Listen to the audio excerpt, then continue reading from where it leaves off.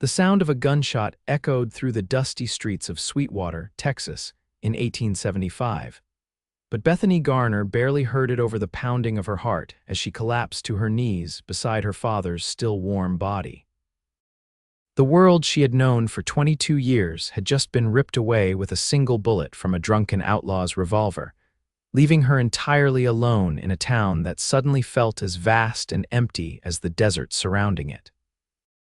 "Pa, no," she whispered, her trembling fingers brushing against his weathered cheek as tears blurred her vision. The general store they had built together over the last 5 years after moving west from Illinois now seemed like a hollow shell without his booming laugh to fill it. The town doctor, an elderly man with kind eyes and shaking hands, gently pulled her away as the undertaker arrived.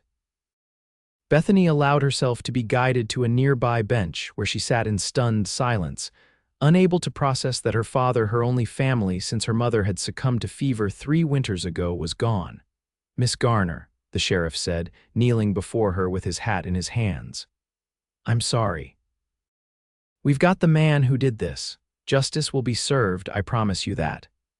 But justice wouldn't bring her father back. Justice wouldn't help her run the store alone. Justice wouldn't fill the gaping wound in her heart that seemed to be consuming her from the inside out. The following days passed in a fog of grief. Bethany barely ate, barely slept, and could scarcely bring herself to accept the condolences of townsfolk who came to pay their respects. The funeral was held 2 days after the shooting, and though it seemed the entire town turned out, Bethany felt utterly alone among the crowd. She stood at the freshly dug grave long after everyone else had departed, watching as the last rays of sunlight stretched across the small cemetery. The thought of returning to the empty rooms above the store was unbearable. How could she continue without him? What purpose did she have now, Miss Garner? A deep voice startled her from her thoughts. "It's getting dark. You shouldn't be out here alone." Bethany didn't lift her head. She recognized the voice of Thomas Irwin, the rancher whose property bordered the town to the north. She had seen him in the store often enough, but they'd never exchanged more than pleasantries. "I can't leave him," she whispered, her voice cracking. Thomas moved closer, his boots crunching on the hard, packed earth. "Your father was a good man, one of the best I've known since coming to Texas." He paused. "He wouldn't want you out here catching your death in the night air." When Bethany still didn't move, Thomas sighed softly. She could feel him standing beside her, a solid presence in the gathering darkness. After several minutes of silence, he gently placed his coat around her shoulders. "The world seems mighty dark right now," he said quietly. "I know that feeling well. Lost my parents and sister to cholera back in '67. Thought the sun would never shine again." Something in his tone made Bethany finally look up. Thomas Irwin was not what most would call handsome in the traditional sense. His face was too weathered by sun and wind, his nose had clearly been broken at least once, and a scar ran along his jawline. But his eyes, a clear, steady blue, held a kindness and understanding that momentarily cut through her grief. "How did you?" She began, then faltered. "How did I go on?" He finished for her. "One day at a time, Miss Garner. Some days we're barely living, just breathing, but eventually you find reasons." Thomas offered his hand, and after a moment's hesitation, Bethany took it, allowing him to help her to her feet. She swayed slightly, weak from days of barely eating. "When was the last time you had a proper meal?" he asked with a frown. Bethany shook her head. "I don't remember." "That won't do. Your father would have my hide if I left you here half-starved." Before she could protest, Thomas was guiding her gently but firmly toward town. The walk was silent, but his presence beside her was oddly comforting. He took her not to the store but to the small hotel restaurant, where he ordered a meal for both of them. The waitress, clearly surprised to see Bethany out, squeezed her hand sympathetically before hurrying off to the kitchen. "You don't have to do this," Bethany said, staring down at the table.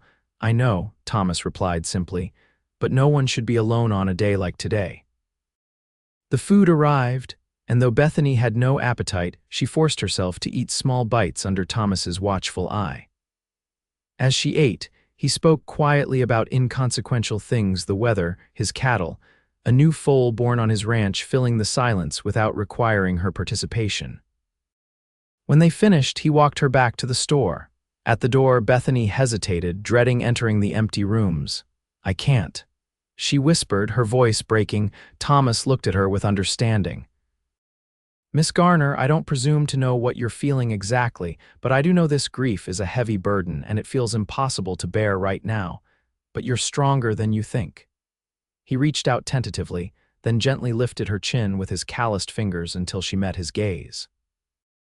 "There's a life ahead with me, with all of us in this town who care for you. Your father built something here and so have you. Don't let grief take that away too." His words pierced through the fog that had enveloped her. For the first time since her father's death, Bethany felt a tiny spark of something other than despair. "Thank you, Mr. Irwin," she said softly. "Thomas," he corrected with a gentle smile. "And I'll be by tomorrow to check on you, maybe help with anything that needs fixing around the store." After he left, Bethany stood in the store her father had built, running her fingers along the familiar countertop.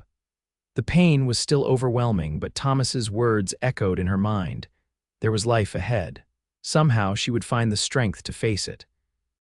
True to his word, Thomas appeared at the store the next morning. Bethany had spent a restless night but had managed to dress and open the store out of sheer habit. Few customers came in, most still giving her space to grieve, but Thomas arrived with tools and a determined expression. "That shelf in the back has been wobbly for months," he said by way of greeting. "Your father mentioned he needed to fix it, thought I might take care of it for you." Bethany nodded, grateful for his matter-of-fact approach. As he worked, she found herself watching him. His movements were efficient and precise, his large hands surprisingly deft with the tools. Occasionally, he would ask her a question about the store or her preferences, drawing her gradually into conversation. By midday, he had fixed not only the shelf but also a sticky door and a leaking roof above the storeroom. When he finished, Bethany insisted on feeding him lunch as payment. She prepared a simple meal in her living quarters above the store, and they ate at her small table. "You're good at this," she commented, nodding toward the newly repaired shelf. Thomas shrugged. "When you run a ranch, you learn to fix just about everything. Can't always wait for a carpenter when something breaks. How large is your ranch?" Bethany asked, realizing she knew very little about him despite having seen him regularly for years. "About 800 acres now. Started with just 100 when I came here after the war." A shadow crossed his face briefly. Needed a fresh start after all that fighting. "You fought in the war." Bethany hadn't considered his age before, but looking at him now, she estimated he must be in his early 30s. Thomas nodded. "Union Army, joined up in '62 when I was 18, saw things no young man should see." He paused, then added, "That's why I understand a bit about grief, Miss Garner. Lost a lot of friends before I was even old enough to vote." The revelation gave Bethany a new perspective on the quiet rancher. She could see the shadows of those experiences in his eyes, yet he had built a life here, had found purpose after loss. "Please call me Bethany," she said softly. A small smile touched his lips. "Bethany, then." That evening, after Thomas had gone, Bethany found herself thinking about their conversations throughout the day. His presence had been a welcome distraction from her grief, and for brief moments, she had almost forgotten the terrible weight pressing on her heart. Those moments didn't last, but they gave her hope that perhaps the pain would not always be so all-consuming. Over the next few weeks, Thomas became a regular visitor at the store. He would stop by with some small repair to make or simply to check on her. Sometimes he brought fresh vegetables from his garden or meat from a recent hunt. Bethany found herself looking forward to his visits, the steady reliability of his presence a comfort in her still fragile state, the townsfolk noticed. Whispers began to circulate about the rancher's interest in the grieving storekeeper's daughter. Most approved Thomas Irwin was well respected in Sweetwater, known for his fair dealings and hard work. A few thought it improper for him to call on Bethany so soon after her father's death, but she paid them no mind. Thomas's friendship was one of the few things keeping her afloat. One afternoon in late summer, nearly 2 months after her father's death, Bethany was organizing new inventory when Thomas entered the store. Instead of his usual work clothes, he wore a clean shirt and his better boots. "Afternoon, Bethany," he greeted her, seeming uncharacteristically nervous. "Thomas," she smiled, genuinely pleased to see him. "You're looking quite respectable today." He cleared his throat. "I was wondering if you might join me for a picnic tomorrow. It's Sunday, stores closed, and there's a nice spot by the creek on my property. Thought you might enjoy getting out of town for a bit." The invitation surprised her. Their interactions had always been in town, usually at the store. This felt different, more intentional. "Aye, that sounds lovely," she found herself saying. Relief crossed his face. "Good. I'll come by with the wagon around noon, if that suits you." After he left, Bethany felt a flutter of something she hadn't experienced in months' anticipation. That evening, she pulled out a dress she hadn't worn since before her father's death. A simple blue cotton that her mother had always said brought out the color in her eyes. She washed her hair and pinned it carefully, then chided herself for the effort. It was just a picnic with a friend, nothing more. Yet when Thomas arrived the next day, his appreciative glance at her appearance made her cheeks warm. He helped her into the wagon with gentle hands, and they set off toward his ranch. The ride was pleasant, with Thomas pointing out landmarks and sharing stories about the area. Bethany found herself laughing at his tale of chasing down a stubborn bull that had escaped its pen 3 times in one day. "Haven't heard you laugh before," Thomas commented softly. "It's nice." Bethany ducked her head, suddenly self-conscious. "I haven't had much reason to lately." "No," he agreed, "but I hope you'll find more reasons as time passes." The creek was as beautiful as Thomas had promised, with cottonwood trees providing shade and wildflowers dotting the banks. He spread a blanket under the largest tree and unpacked a surprisingly elaborate meal from the basket. He'd brought fried chicken, biscuits, apple pie, and even a bottle of wine. "This is quite a feast," Bethany remarked, impressed. Thomas looked slightly embarrassed. "I had some help from Mrs. Wilson at the hotel. My cooking skills are limited to beans and bacon on the trail." They ate and talked, and Bethany found herself more relaxed than she had been in months. After the meal, they walked along the creek, with Thomas showing her a family of beavers that had built a dam upstream. "I never venture this far out of town," Bethany admitted. "It's beautiful here."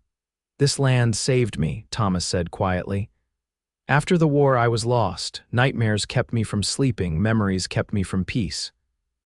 But working this land, watching things grow, building something lasting, it healed parts of me I thought were broken forever."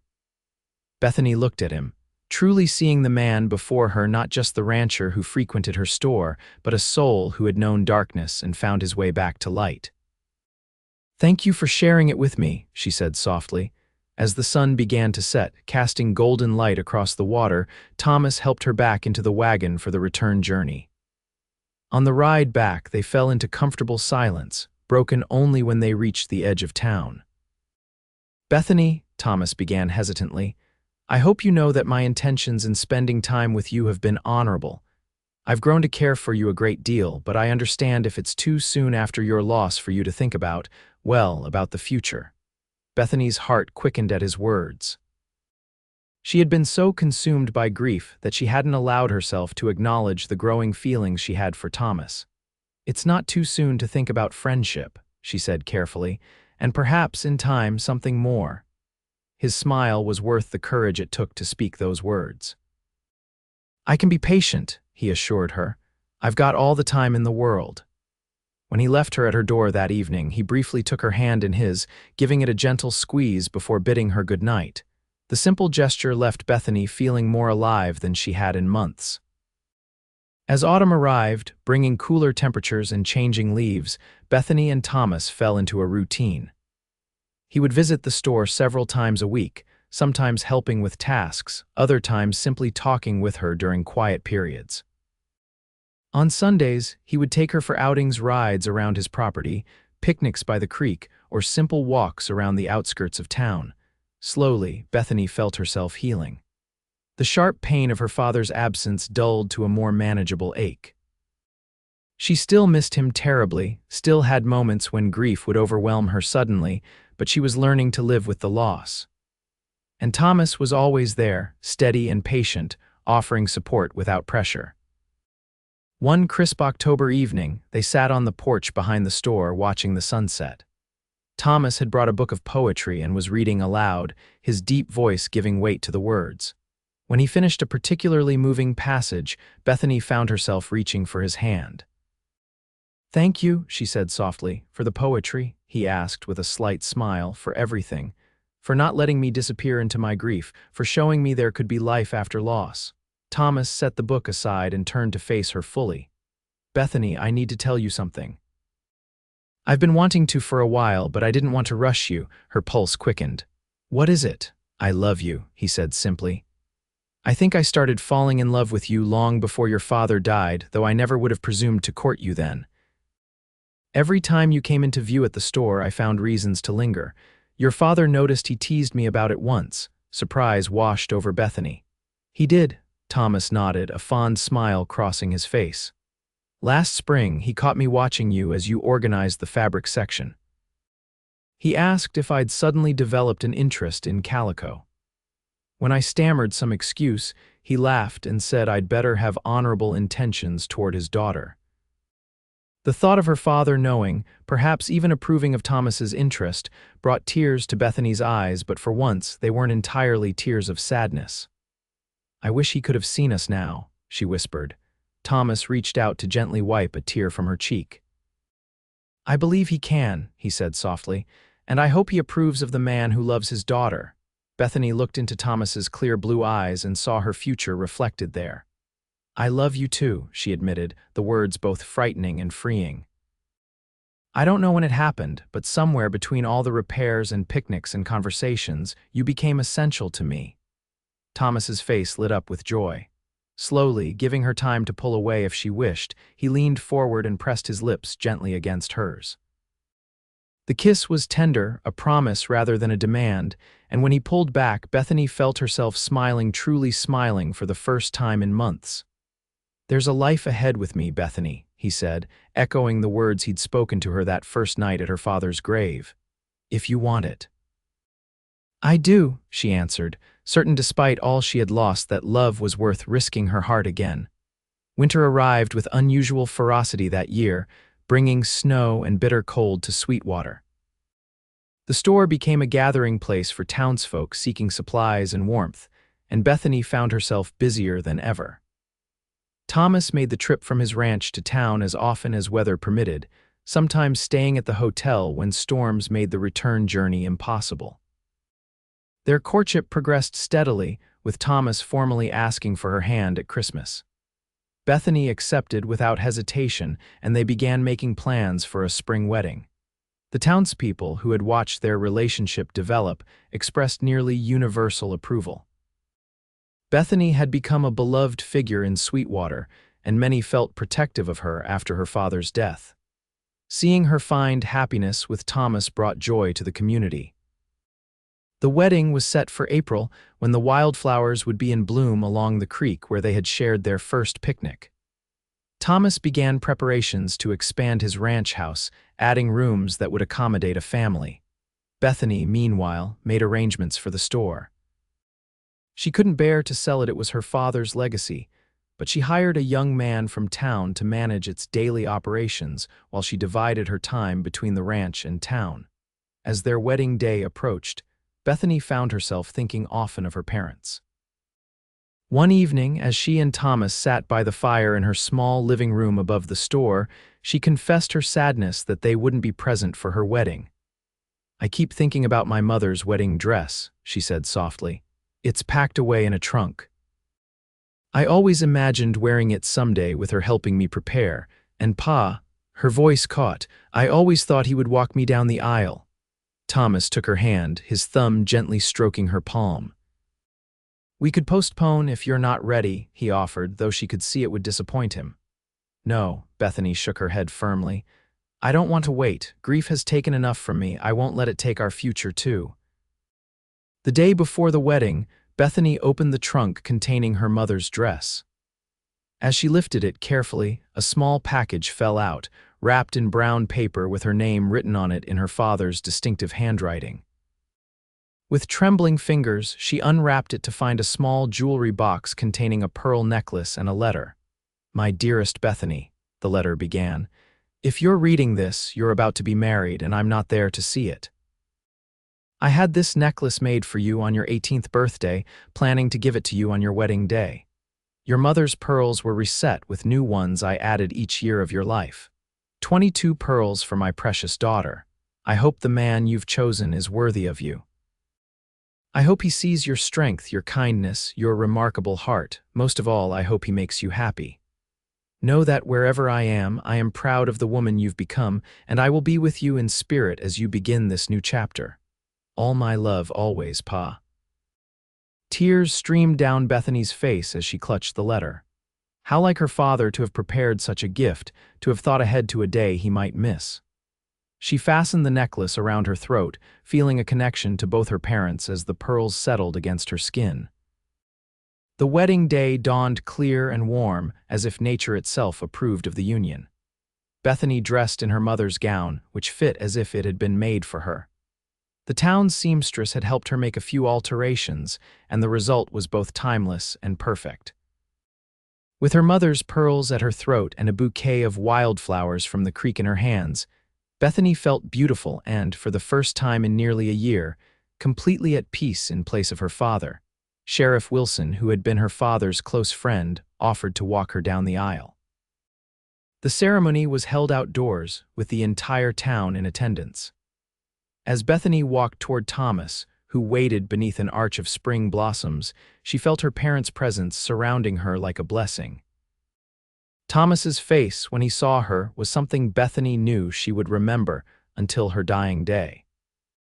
Pure love, awe, and gratitude shone in his eyes, and when he took her hands in his, she felt the last remnants of her grief being transformed into something new, not forgotten, but woven into the fabric of the life they would build together. "I take you, Bethany Garner, to be my lawfully wedded wife," Thomas vowed, his voice strong and sure. "To have and to hold from this day forward, for better or worse, for richer or poorer, in sickness and in health, to love and to cherish, till death do us part." As Bethany repeated her own vows, she thought of how far she had come from that terrible day at her father's grave.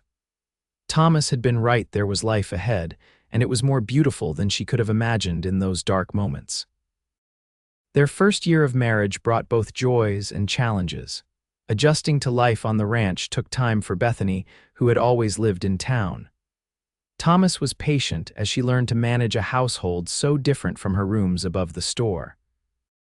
They divided their time between the ranch and town, with Bethany spending 2 days each week at the store, overseeing operations and keeping her connection to her father's legacy. The following spring, as wildflowers once again bloomed along the creek, Bethany shared news that brought tears of joy to Thomas's eyes. They were expecting a child. As her body changed and grew with new life, Bethany felt the circle of love and loss, grief and joy, completing itself. Her parents were gone, but through her and Thomas, new life would continue. Their son was born on a clear December night, with snow falling gently outside the bedroom window. They named him James Edward Irwin, James for Thomas's father, and Edward for Bethany's. As she held her newborn son, with Thomas sitting beside her on the bed, his arm around her shoulders, Bethany remembered the moment that had brought them together, her head bowed in grief, unable to see beyond her pain, and Thomas's gentle words offering hope of a life ahead. "He's perfect," Thomas whispered, gently touching their son's tiny hand. "He is," Bethany agreed, leaning into her husband's embrace. "Thank you." "For what?" Thomas asked, pressing a kiss to her temple. "For that night at the cemetery, for not letting me disappear into my grief. For showing me that life could be beautiful again." Thomas tightened his arm around her. "You did the hard part, Bethany. You chose to live to love again, despite everything you lost. That took more courage than anything I've ever done." As little James slept peacefully in her arms, Bethany thought about the journey that had brought her to this moment. The pain of losing her father would always be part of her, but it no longer defined her. Instead, it had become one thread in the tapestry of her life, a life rich with love, purpose, and joy. "I love you," she said softly to Thomas, "And I love you," he replied, his voice filled with the same tenderness that had first reached through her grief all those months ago. Always. Outside, the snow continued to fall, covering the landscape in pristine white. Within the warmth of their home, the family Thomas and Bethany had created the future they had built together slept peacefully. A testament to the healing power of love and the promise of life that continues even after the deepest loss.